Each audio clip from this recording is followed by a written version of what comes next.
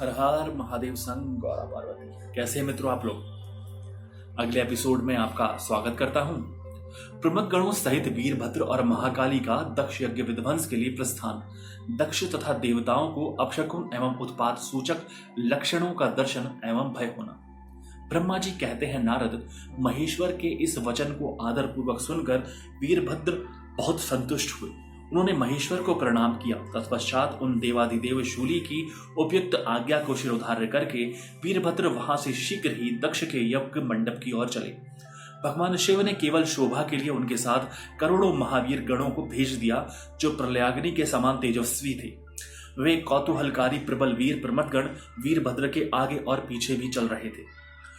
काल के विकाल भगवान रुद्र के वीरभद्र सहित जो लाखों पार्षद गण थे, उन सबका स्वरूप रुद्र के ही समान था। उन गणों के साथ महात्मा वीरभद्र भगवान शिव के समान ही वेशभूषा धारण किए रथ पर बैठकर यात्रा कर रहे थे। उनके 1 सहस्त्र भुजाएं थी, शरीर में नागराज लिपटे हुए थे। वीरभद्र बड़े प्रबल और भयंकर दिखाई देते थे। उनका रथ बहुत ही विशाल था। उसमें 10,000 सिंह जोते जाते थे, जो प्रयत्न पूर्वक उस रथ को खींचते थे। उसी प्रकार बहुत से प्रबल सिंह, शार्दुल, मगर, मत्स्य और सहस्रों हाथी उस रथ के पार्श्व भाग की रक्षा करते थे। काली, कात्यायनी, ईशानी, चामुंडा, मुंडमर्दिनी, भद्रकाली, भद्रा, त्वरिता तथा वैष्णवी, इन 9 दुर्गाओं के साथ तथा समस्त भूतगणों के साथ महाकाली दक्ष का विनाश करने के लिए चली। डाकिनी, शाकिनी, भूत, प्रमथ, गुह्यक, कुष्मांड, परपट, चटक, ब्रह्म राक्षस, भैरव तथा क्षेत्रपाल आदि ये सभी वीर भगवान शिव की आज्ञा का पालन एवं दक्ष के यज्ञ का विनाश करने के लिए तुरंत चल दिए। इनके सिवा 64 गणों के साथ योगिनियों का मंडल भी सहसा कुपित हो दक्ष यज्ञ का विनाश करने के लिए वहां से प्रस्थित हुआ। इस प्रकार कोटि कोटि गण एवं विभिन्न प्रकार के गणाधीश वीरभद्र के साथ चले। उस समय भेड़ियों की गंभीर ध्वनि होने लगी, नाना प्रकार के शब्द करने वाले शंख बज उठे, भिन्न भिन्न प्रकार की सींगे बजने लगी। महामुने सेना सहित वीरभद्र की यात्रा के समय वहां बहुत से सुखद शकुन होने लगे। इस प्रकार जब प्रमथ गणों ने वीरभद्र ने प्रस्थान किया, तब उधर दक्ष तथा देवताओं को बहुत से अशुभ लक्षण दिखाई देने लगे।